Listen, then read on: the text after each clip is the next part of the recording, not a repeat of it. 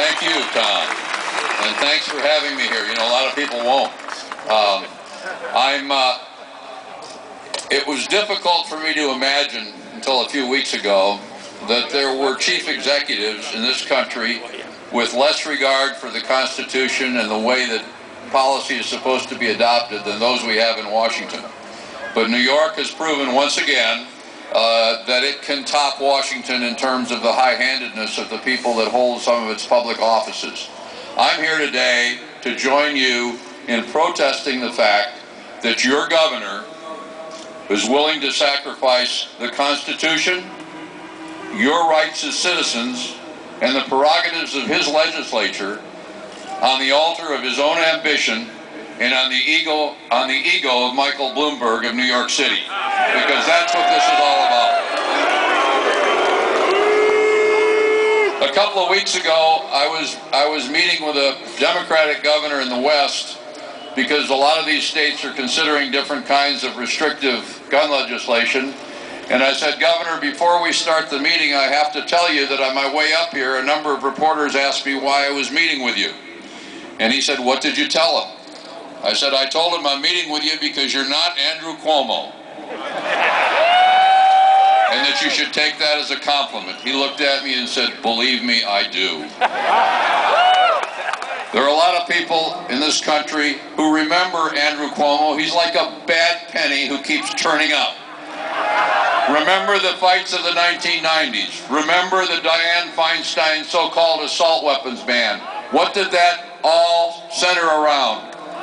Among the key players in the Clinton administration who went after our Second Amendment rights in the mid-1990s was HUD Secretary Andrew Cuomo, who during that period profanely called the owners of gun companies around the country, including one whose employees and supporters are wearing T-shirts here today, and threatened to destroy their company if they didn't go along with Bill Clinton's position on firearms ownership in this country.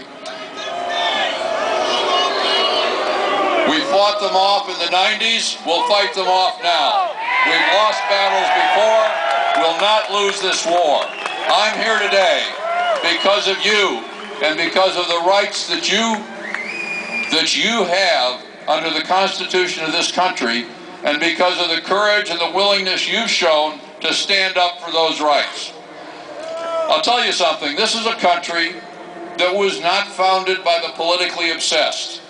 The American people, and one of the reasons for our stability as a country is that Americans came here, founded this country, and lived here not because they wanted to be obsessed with politics, but because they wanted to live free. They wanted to earn a living. They wanted their children to be educated. They wanted to enjoy a free life as free citizens in a free society. But throughout our history, when Americans sense that their rights are threatened, from abroad or domestically, they have always been willing to step up to the plate and fight for those rights against any enemy, foreign or domestic.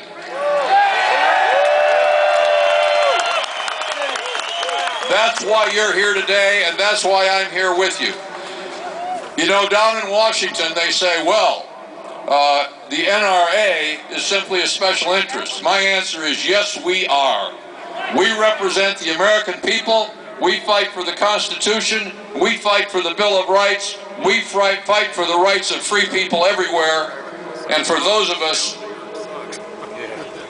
who believe in those rights, and who, unlike some of our political leaders, have not only read the Constitution, know that the Second Amendment doesn't apply simply to squirrel hunting, and understand the importance of the Second Amendment and the Bill of Rights to the nature of the country we live in, we all have a special interest in our future and the kind of country we're going to pass on to our children and grandchildren.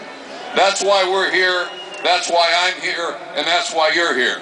You know, our strength does not come from the fact that we are a, quote, special interest, or that we represent one small group of folks in our society. We at the NRA, we did have 4 million members. Pretty soon we'll have 5 million members, thanks to the folks that are joining in this battle.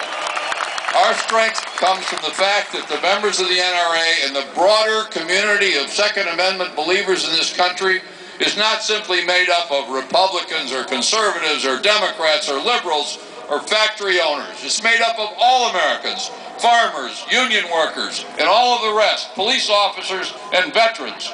And because of that, and because of the fact that we, as believers in the Second Amendment, are willing to do something most people in this country are not willing to do, which is not just to stand up for our rights, but to support those people who stand with us and work to get rid of those in public office who do not. You know, a few minutes ago, when I was up here, Tom said, well, Dave's going to have to wait a few minutes because we've got a few senators and assembly people who've got to get back to work who need to speak. I was happy to stand aside because here they're allowed to speak. When they get up there with this governor and the leadership that he's imposed upon them, they don't get to speak. They don't get to do what you elected them to do.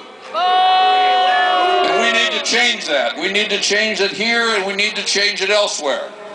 So we're with you. We'll help you defeat the politicians that would deprive you of your rights. We'll help you overcome these statutes in court.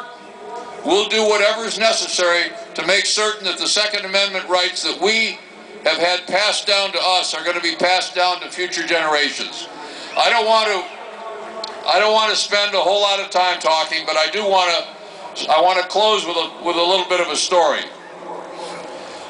Some years ago in Moscow, there was a dinner honoring General Kalashnikov on the occasion of his 85th birthday. General Kalashnikov, as you'll recall, was the tank driver who in his spare time in World War II invented the AK-47. And he's one of the few heroes that Russia has because they had a 70-year period there where it was hard to find one. So they held a banquet honoring the general, and Mr. Putin got up at the conclusion of the banquet to toast him on the occasion of his 85th birthday. General Kalashnikov held up his glass in Mr. Putin's face, looked him in the eye, and said, Mr. President Putin, my dream is a country like the United States, governed by men and women not afraid of an armed citizenry. Think about it. We live in that country. We've lived in that country since our founding. In the rest of the world, people can only dream of the freedoms that we've enjoyed, and we, in this generation, will not allow those freedoms to be taken from us. Thank you very much. Oh, great speech. Come on, let's hear it for David. He's my boss, you know, I gotta say that. No, I don't really.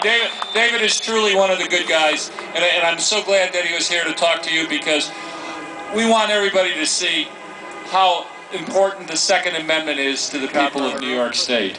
And this showing certainly does that. Without further ado, I'd like to... Go ahead. We have a Remington Union shirt here for you, David. Without further ado, I'd like to bring up an assemblyman. I'd like to bring up an assemblyman that you all know, and he's been outspoken on this from the beginning, and I know that my friend, Assemblyman Steve Katz, is going to be brief. He is. Assemblyman Steve Katz. Let's hear it for him. Thanks, Tom. You know, I want to thank the NRA, Tom King at the New York State Rifle and Pistol, and I'd like to say to my dear friend Tom King, Tom, you told me not to be brief, you told me to be short. I'm 5'6", how much shorter do you want me to get? Well, we're here to let the governor and the nation know that we're not going to back down from our constitutional rights, ever. We're not going to let him get away with ramming down our throats the most corrosive, draconian, liberty-snuffing, job-killing law I've ever seen. This law punishes us, the law-abiding citizen. Law-abiding as in, we've done nothing wrong. Right. Let me ask you some questions. Does the SAFE Act get illegal guns off the street? No! Does the SAFE Act provide better treatment for the mentally ill? No! Will the SAFE Act keep Remington arms here in New York State? No! The governor thinks we're a vocal minority and will go away quietly and go back home and forget. No! So do the 9 Republican senators who voted for this bill. Well, here's a promise from us I want them all to hear. We're here to stay. They're going away. We're here to stay. They're going away. They're here to stay, and they're going away. Send them away! Send them away!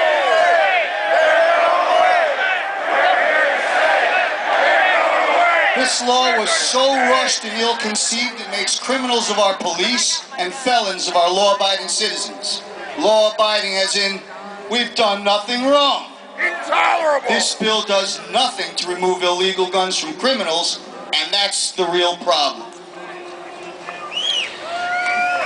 This law will destroy the arms industry here in New York, killing another 2,000 jobs upstate.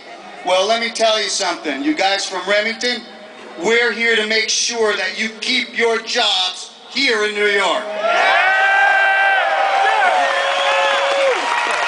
The eyes of the nation are watching us in New York for our response to this assault on our Second Amendment rights. This is our moment in history, and we must draw that line in the sand. This is the moment we tell our nation, honoring our Constitution is more important than following any unjust law or self-serving politician, and we'll fight it to the bitter end with our voices, our votes, and our actions. I'll talk to you as a regular citizen for 1 second. It's in our history. Civil disobedience is in our DNA. That's right. I refer you to the Boston Tea Party. I refer you to Lexington and Concord, where Paul Revere said the British are coming, but what he was saying is the British are coming to take our weapons. Remember, we wouldn't have any civil rights laws without the civil disobedience that precluded it. So what can we do now? We are fighting this law on many fronts. The NRA and the New York State Rifle and Pistol have filed a lawsuit to overturn this awful law. And we are seeing this right now in the growing list of law enforcement agencies that will refuse to carry out and prosecute this law. 50 counties in our state, out of 62 counties, have resolutions in to oppose the SAFE Act. Now you're here, and now it's okay. We are outraged. What are we going to do now? Here's 3 things that we can do. Number 1, get involved in your town committees. Our democracy and ability to throw these politicians out starts here at the local level through party committees. Number 2, volunteer.